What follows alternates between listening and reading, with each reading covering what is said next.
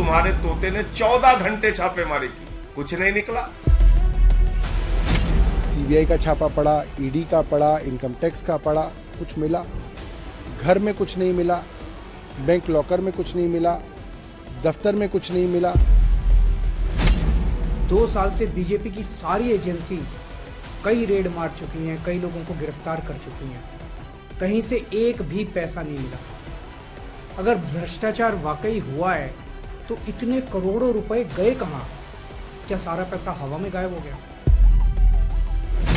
एक सवाल बार बार उठा है कि मनी ट्रेल कहां है, पैसा कहां गया। पहले लोअर कोर्ट और अब सुप्रीम कोर्ट से जमानत मिलने के बाद भी जेल से बाहर निकलने के इंतजार में दिल्ली की तिहाड़ जेल में एक एक दिन बड़ी मुश्किल से बिता रहे सीएम अरविंद केजरीवाल के लिए अब शराब घोटाले में परेशानी पहले से और ज्यादा बढ़ने वाली है। वजह है कि अब तक जो बातें हवा हवाई थी वो अब ईडी की 8वीं सप्लीमेंट्री चार्जशीट की शक्ल में अरविंद केजरीवाल पर मुकदमा चलाने के लिए राउज एवेन्यू कोर्ट में जमा हो चुकी है। ईडी की इस चार्जशीट में शराब घोटाले की कई परतों को खोला गया है, जिस पर 12 जुलाई को सुनवाई भी होनी है। अब इस चार्जशीट को लेकर यह कहा जा रहा है कि अब क्या अरविंद केजरीवाल और उनकी आम आदमी पार्टी के लिए सबसे कठिन वक्त आ चुका है, जो शराब घोटाले में अब तक ये पूछते रहे कि अगर घोटाला हुआ है तो पैसा कहां है, घोटाला हुआ है तो पैसा कहां गया। इन सभी सवालों के जवाब देते हुए ईडी ने अरविंद केजरीवाल की भूमिका को लेकर इस चार्जशीट में कई खुलासे किए हैं, जो हम अपनी इस रिपोर्ट में आपको बताने जा रहे हैं। सबसे पहले तो आपको बता दें कि ईडी की सप्लीमेंट्री चार्जशीट में आरोपी नंबर 37 के तौर पर अरविंद केजरीवाल का नाम लिखा गया है। अरविंद केजरीवाल को इस शराब घोटाले का मुख्य साजिशकर्ता बताया गया है।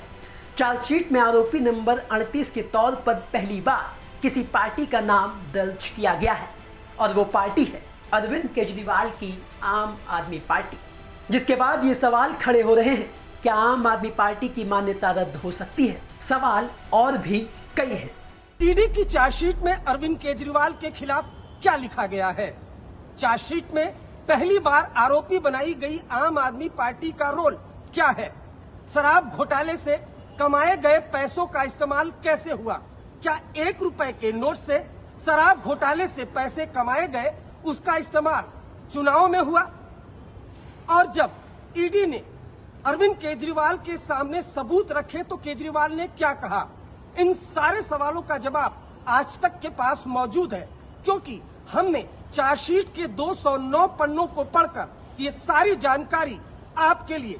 ईडी की इस चार्जशीट में सबसे पहला और बड़ा खुलासा तो यही है कि 12 साल पहले भ्रष्टाचार के खिलाफ आंदोलन से जन्मी अरविंद केजरीवाल की आम आदमी पार्टी अब देश की पहली पार्टी बन चुकी है, जिसका नाम चार्जशीट में आ गया है, जिसे आरोपी बनाया गया है। इसका मतलब यह हुआ कि अब अरविंद केजरीवाल अगर शराब घोटाले में दोषी साबित हुए तो सजा उनकी पार्टी को भी मिलेगी। अगर ऐसा हुआ तो क्या होगा? आखिर आम आदमी पार्टी को ईडी ने चार्जशीट में आरोपी क्यों बनाया? केजरीवाल की पार्टी को चार्जशीट में आरोपी बनाते हुए क्या कहा गया?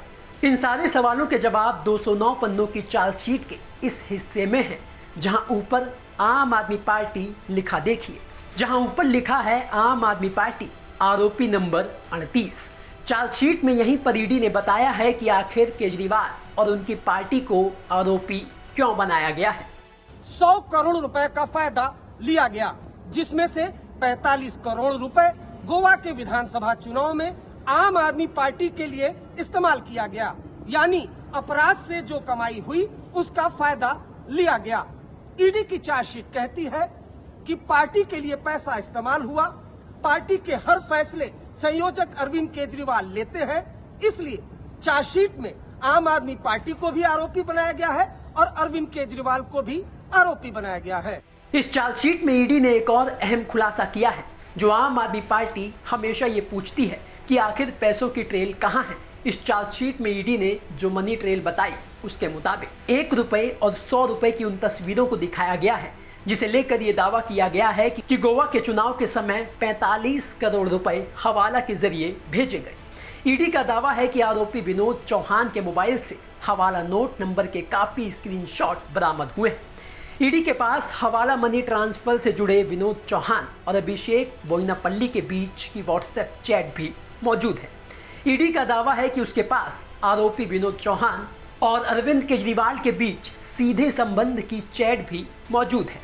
209 पन्नों की इस चार्जशीट में ईडी ये भी खुलासा करती है कि आरोपी नंबर 37 यानी कि दिल्ली के मुख्यमंत्री अरविंद केजरीवाल लगातार या तो जवाब देने से बचते रहे या फिर झूठी दलीलें देते रहे। मसलन जब ईडी ने अरविंद केजरीवाल से पूछा कि क्या आरोपी विजय नायर उन्हें रिपोर्ट करता था, तो केजरीवाल ने कहा नहीं, वो आतिशी और सौरभ भारद्वाज को रिपोर्ट करता था। केजरीवाल तो ये तक कह गए कि उनके तो विजय नायर से सीमित संबंध थे। ईडी की चार्जशीट ये कहती है कि केजरीवाल से जब ये पूछा गया कि विजय नायर सीएम कैंप ऑफिस से कैसे काम करता था, तो केजरीवाल ने जवाब देते हुए कहा कि नहीं पता।